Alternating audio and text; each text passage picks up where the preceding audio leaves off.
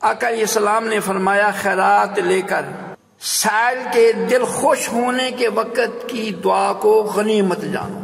سائل جو ہے اس کو خیرات کی ہے نا، آپ اس کا انتظار کرو کہ یہ سائل خوش ہو جائے نا، جب خوش ہو کر یہ دعا دے گا تو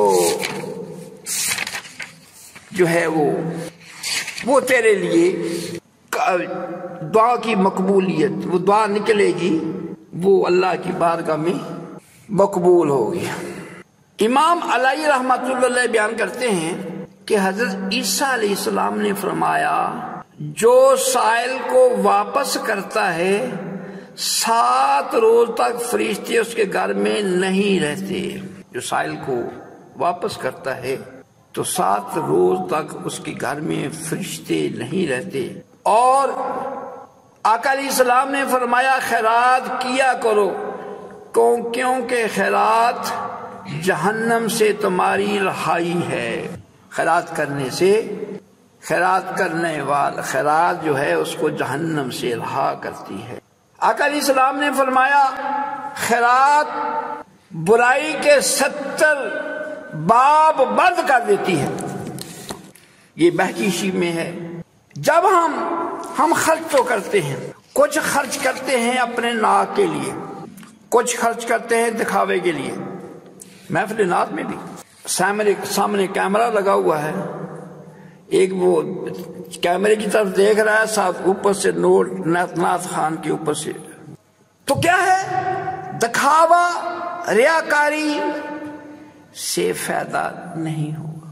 امام قرطبی نے کہا ہے کہ حضرت عائشہ صدیقہ رضی اللہ تعالیٰ نے ایک بار ایک روٹی جس کے سوا ان کے پاس کچھ نہ تھا۔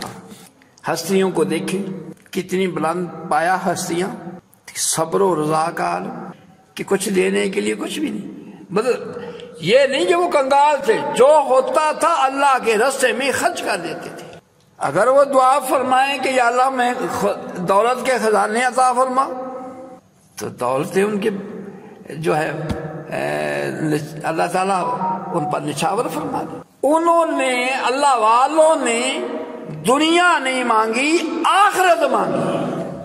ہم دنیا کو سنوارنے کے لیے، دنیا میں ترقی کے لیے، دنیا میں کامیابی کے لیے دن رات لگے ہوئے ہیں، ہمیں آخرت کا فکر ہی نہیں ہے۔ آخرت کا فکر نہیں ہے کہ ہم نے قبر میں جانا ہے، اور جب جانا ہے ہمیشہ کے لیے چلے جانا ہے۔ وہ مال جو اللہ کے راستے میں خرچ کیا وہ صدقہ جاریہ ہے، مسجد بنائی، مدرسہ بنایا، اس پر خرچ کیا، جب تک وہ مسجد و مدرسہ قائم رہے گا اس کا ثواب مرنے کے بعد بھی اس کو پہنچتا رہے گا۔ بندہ حیران ہوگا کہ یا اللہ میں نے تو اتنی نیکیاں کی نہیں، یہ نیکیاں کہاں سے ملی؟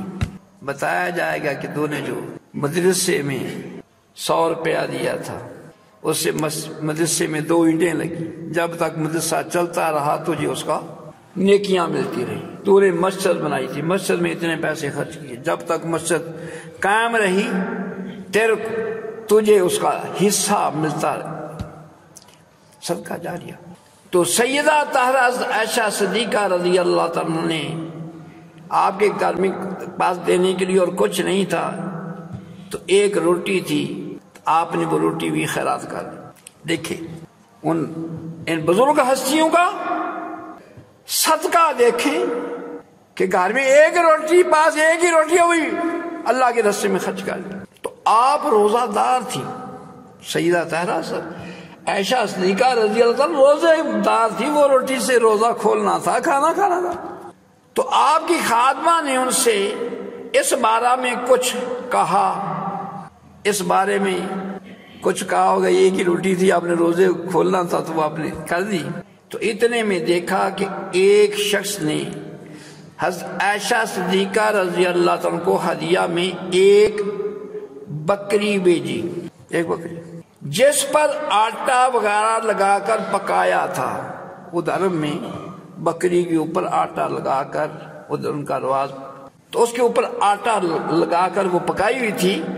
تو سیدہ طاہرہ عائشہ صدیقہ رضی اللہ تعالیٰ نے خادمہ سے کہا دیکھ تیری روٹی سے یہ بہتر ہے، تو نے اللہ کے راستے میں ایک روٹی خرچ کی تھی، اس کے عوض میں اللہ نے جو دیا ہے اس سے بہتر دیا ہے.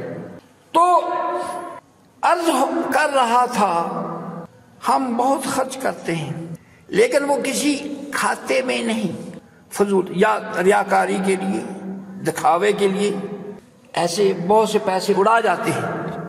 لیکن جو پیسے اللہ کی رضا کے لیے، اللہ کی خوشنودی کے لیے خرچ کیے جائیں گے وہ اس کو جو ہے اس کے لیے دنیا اور آخرت میں فائدہ دے گی. حضور علیہ السلام نے فرمایا جو کسی مسلمان غلام یا لونڈی کو آزاد کرتا ہے وہ جہنم سے اس کی رہائی بن جاتا ہے. تو کسی غلام کو آزاد کیا، کسی لونڈی کو آزاد کیا تو وہ جہنم سے اس کی آزادی کا سبب بنتا ہے. حضرت سعد بن عبادہ رضی اللہ تعالیٰ نے عرض کیا یا رسول اللہ صلی اللہ علیہ وسلم میری ماں کا انتقال ہو گیا ہے. جو ہم اہل سنت و جماعت اپنے فوت شدگان کے لیے ایصال ثواب فاتحہ خوانی کرتے ہیں، یہ ہماری من گھڑت باتیں نہیں ہیں، یہ قرآن سے حدیث سے ثابت ہے اور بزرگوں کا اس پر معمول رہا ہے اور ہے. تو آپ نے عرض کی کہ یا رسول اللہ صلی اللہ علیہ وسلم میری ماں کا انتقال ہو گیا ہے، میں اپنی ماں کی طرف سے خیرات کروں؟ آپ نے فرمایا ہاں. آقا علیہ السلام کا فرمان ہے.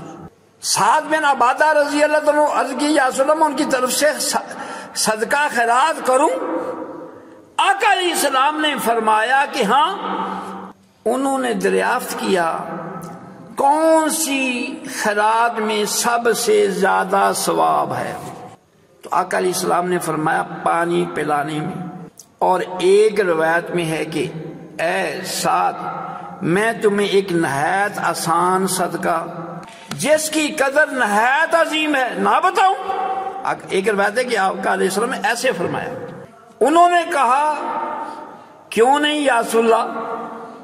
صحابہ کرام کوشش کرتے تھے کہ وہ کون سا عمل جو ہے میں کروں جس سے میرے گناہ بخشے جائیں، مجھے اللہ کا قرب مل جائے، مجھے اللہ کی خوشنودی مل جائے، مجھے اللہ کی رضا مل جائے، مجھے اللہ کی معرفت مل جائے.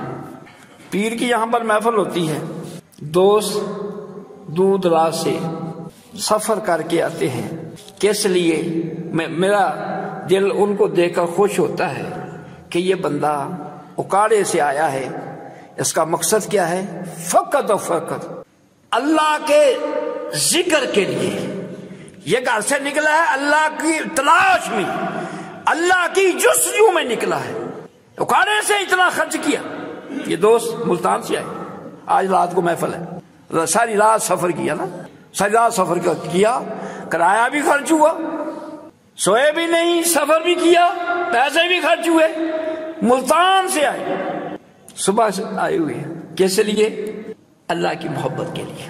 یہاں پر آج اللہ کے ذکر کی محفل ہوگی تاکہ اس کی برکتیں مجھے مل جائیں.